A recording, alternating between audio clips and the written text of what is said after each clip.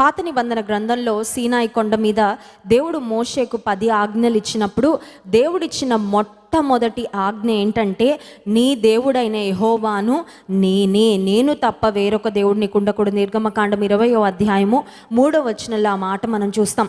నీ దేవుడైన యెహోవాను నేను తప్ప వేరొక దేవుడు నీకు ఉండకూడదు. నీ దేవుడనైన నేను రోషం కలిగిన వాడనంటే, he is jealous God. Jealous అని 2 మాటలు ఉంటాయండి ఇంగ్లీష్లో. ఆ ఒక్క అక్షరమే తేడా. జెలస్ అంటే జెడ్ అని వస్తుంది స్టార్టింగ్లో, జెలస్ అంటే జే అని వస్తుంది. దేవుని పక్షంగా దేవుని కొరకు we have to be jealous అంటే ఏంటంటే జీల్.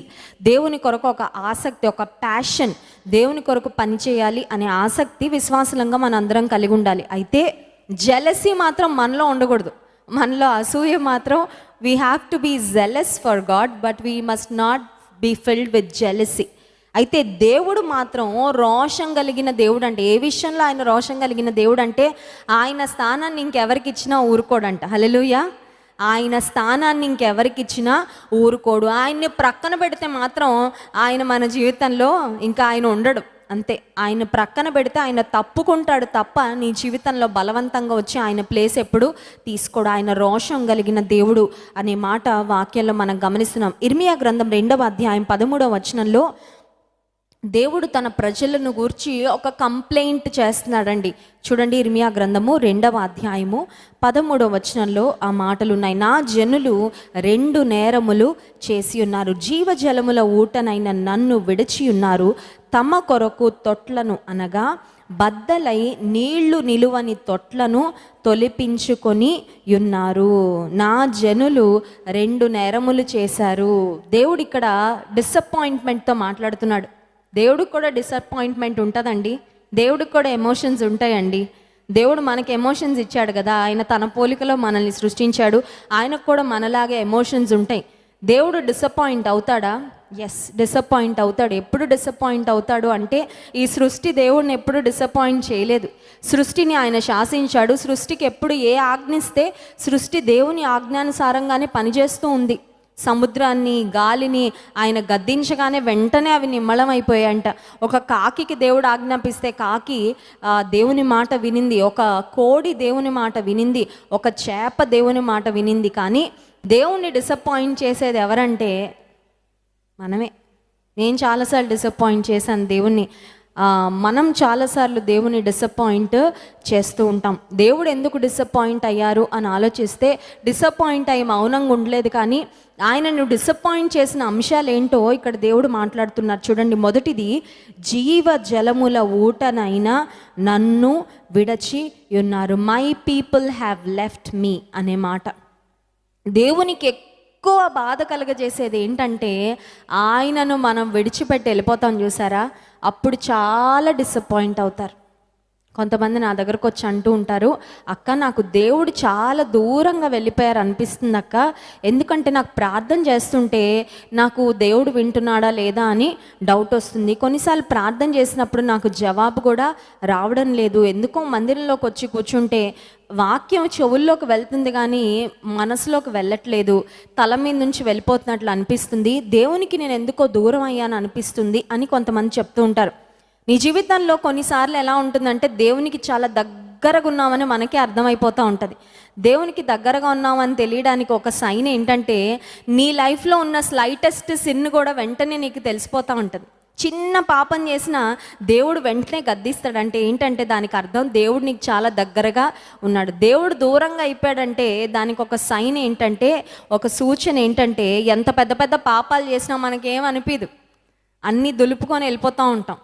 తప్పుడు పనులు, తప్పుడు మాటలు, తప్పుడు చూపులు, తప్పుడు ఆలోచనలు అన్నీ చేస్తున్నా ఇట్స్ ఓకే నేను చేస్తున్న దానిలో తప్పే ఉంది, అందరిలాగే ఉన్నారు కదా, అందరిలాగే చేస్తున్నారు కదా అని చాలాసార్లు మన మనస్సాక్షిని మనమే కామప్ చేసుకుంటూ ఉంటాం అనమాట. అంటే అర్థం ఏంటంటే, దేవునికి మనం దూరంగా వెళ్ళిపోయామని. సో ఒకవేళ if you feel that you are distant from God, దేవునికి దూరంగా వెళ్ళావు అని నీకు అనిపిస్తుంటే ఒక విషయం గుర్తుపెట్టుకోవాలి. అదేంటంటే, దేవుడు నీకు దూరంగా వెళ్ళిపోలేదు, కానీ నువ్వే దేవునికి దూరంగా జరిగావని. If you feel that you are far from God, guess what, it is not God who has moved away, but it is you who has moved అవే.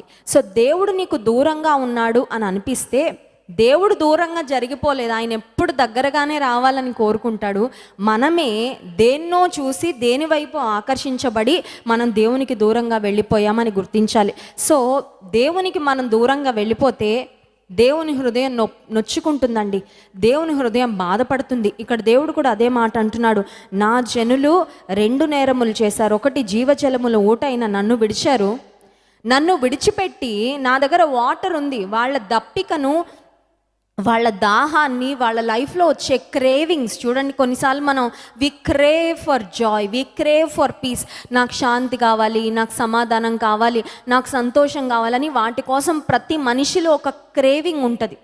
అయితే ఆ క్రేవింగ్ని తీర్చుకోవడానికి దేవుని దగ్గరకు వస్తే సరిపోయేది, కానీ దేవునికి దూరంగా వెళ్ళిపోయి జీవజలముల ఊట అయిన దేవుని నుండి దూరంగా వెళ్ళిపోయి మనుషులు ఏం చేస్తున్నారంటే తమ కొరకు తొట్లను, అనగా బద్దలై నీళ్లు నిలవని తొట్లను తొలిపించుకొని ఉన్నారు. అంటే మన స్వంతగా మనం ఏదో క్రియేట్ చేసుకోవడానికి ప్రయత్నం చేస్తున్నాం. దేవుణ్ణి విడిచిపెట్టేసి ఆనందం కోసం, సంతోషం కోసం, సమాధానం కోసం, మనశ్శాంతి కోసం we are looking for other sources which will never truly satisfy us. మనల్ని సంతృప్తి పరచలేని వేటి వెనకాలో పరిగెడుతున్నాం. ఈ రోజుల్లో చాలామంది యవనస్తులు రిలేషన్షిప్స్ కొరకు పరిగెడుతున్నారు. ఐఎమ్ సింగిల్ అని పెడుతున్నారు, I'm single ready to mingle అని. అంటే నేను ఒంటరిగా ఉన్నాను, ఎవరు వచ్చినా వాళ్ళతో స్నేహం చేయడానికి రెడీ. ఎందుకంటే వాళ్ళలో ఒంటరితనం ఉంది, ఆ ఒంటరితనాన్ని పోగొట్టుకోవడానికి ఎవరైనా నాకు స్నేహితులు దొరికితే బాగుండు, ఫోన్లో మాట్లాడడానికి, లేకపోతే నన్ను బైక్ మీద వేసుకొని తిప్పడానికి, నన్ను మంచిగా చూసుకోవడానికి ఎవరైనా ఉంటే బాగుండని ఒక తాపత్రయం. కానీ ఈ లోక ప్రేమలేవి ఒక మనిషిని నిజంగా సంతృప్తి పరచలేవు అని వారు గ్రహించలేని స్థితిలో ఉన్నారు. కాబట్టి దేవుని ప్రేమ దగ్గరికి రావడానికి బదులు ఈ లోకంలో ఏదో ప్రేమ కొరకు తాపత్రయపడి ఎంతమంది మోసగించబడుతున్నారు. ఎందుకు ఈ మాటలు చెప్తానంటే, జీవజలముల ఊట అయిన దేవుణ్ణి విడిచిపెట్టంట ఈ రోజుల్లో మనుషులు ఏం చేస్తున్నారు, తమకు తాముగా బద్దలైపోయిన తొట్లను తొలిపించుకుంటున్నారంట. బద్దలైపోయిన క్రాక్స్ ఉన్న కుండలు లేకపోతే పాత్రల్లో ఎంత నీరు పోసినా నీరు ఆగుతుందండి? ఆ నీరు బయటకు వెళ్ళిపోతూ ఉంటుంది. మనకి ఏదో వాటర్ వస్తున్నట్లే అనిపిస్తుంటుంది. నీ జీవితంలో నువ్వు కోరుకునే ప్రేమానురాగాలు, ఆదరణ, ఒకవేళ లోక సంబంధమైన బంధాల్లో నీకు అవైలబుల్గా ఉన్నట్లు, నీ దగ్గరకు వస్తున్నట్లు అనిపించినా అది నీ లోపల నిజంగా నిలబడదు. ఎందుకంటే బద్దలైపోయిన తొట్లలో పోయబడిన నీరు ఏ విధంగా అయితే లీక్ అయి వెళ్ళిపోతూ ఉంటుందో, అలాగే ఈ లోక సంబంధంగా ఏ సోర్స్ కూడా, ఈ లోక సంబంధమైన ఏ వ్యక్తి కానీ, ఏ వస్తువు కానీ, ఏ డబ్బు కానీ, ఏ ఉద్యోగం కానీ నీలో ఉన్న ఆ ఆకలిని లేకపోతే నీలో ఉన్న ఆ క్రేవింగ్ను తీర్చలేదు. అందుకే దేవునికి ఉన్న పేరేంటంటే ఆయన జీవ జలముల ఊట. His the fountain of living water. ఊట అంటే అర్థం ఏంటంటే ఊరుతూ ఉంటుందండి. బయటకు నీరు వచ్చిన తర్వాత ఊటలో ఇక నీరు ఆగిపోతుంది అనే ప్రశ్నే లేదు. The water keeps coming, the water keeps flowing.